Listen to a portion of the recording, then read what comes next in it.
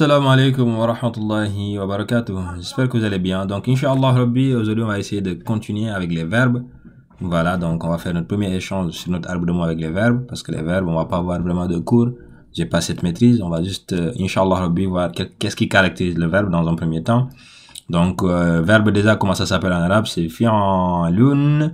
Donc, un verbe, il est caractérisé par le fait qu'en fait, il indique une action, et en plus, il a un temps. Voilà, comme vous le savez. Donc nous, ce qu'on avait vu, c'est un temps connu, c'est-à-dire al-madi, qui veut dire le passé. Donc kharaja, comme on l'avait défini, hein, ça veut dire il est parti. Il est sorti, excusez-moi. Kharaja, il est sorti. Et dhahaba, il est parti. Donc on voit est parti, est sorti. Donc passé composé, il me semble, non? Voilà, c'est le passé dans tous les cas. Donc l'arabe et le français, encore une fois, c'est différent. Donc on va pas forcément s'attendre à avoir exactement la même chose, mais voilà, il y a les mêmes notions, passé, présent, futur, impératif, tout ce que vous voulez. Donc Inch'Allah, on va voir ces temps en question.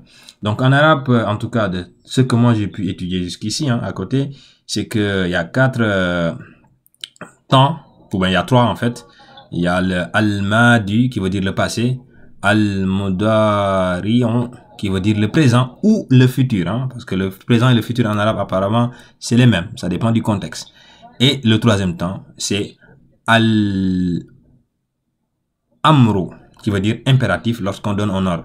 Donc il y a un dernier qui s'appelle al-masdaru qui veut dire l'infinitif, mais je l'écris en tout petit, l'infinitif nominal, c'est-à-dire quand on prend un verbe, on lui donne les caractéristiques d'un nom pour l'utiliser ainsi en fait. Ça sera plus un verbe, ça va être un nom. Par exemple, kharaja, apparemment l'infinitif nominal, le mot c'est khuruj.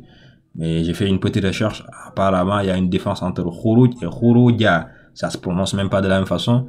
Donc voilà, donc peut-être khuruj ça veut dire autre chose, khuruja, mais en tout cas c'est une forme de nominaliser, si ça peut se dire, le verbe. Voilà. Si vous avez des réponses à apporter là-dessus, des précisions, n'hésitez pas, Inch'Allah. Mais en tout cas, pour le moment, moi, c'est à ce niveau-là que je me suis arrêté.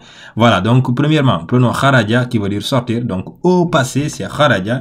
Maintenant, au présent, avec notamment la troisième personne du singulier.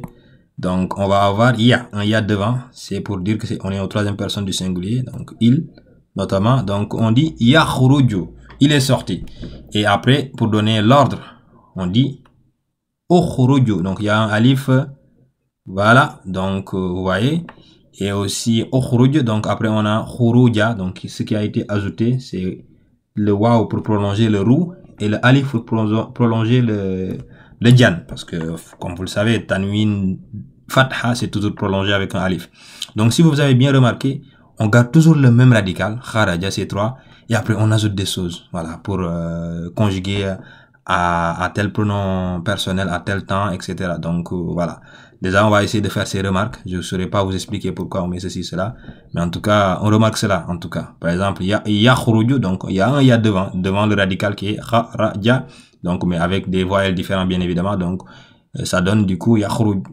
Et ukhruj aussi, on a un alif devant qui donne ukhruj pour donner un ordre. Et khuruja, donc le waw pour prolonger le roux et le alif encore une fois pour prolonger le jan en quelque sorte, parce que ça s'écrit toujours comme ça. Bon, pour zahaba, je vais vous laisser peut-être le faire.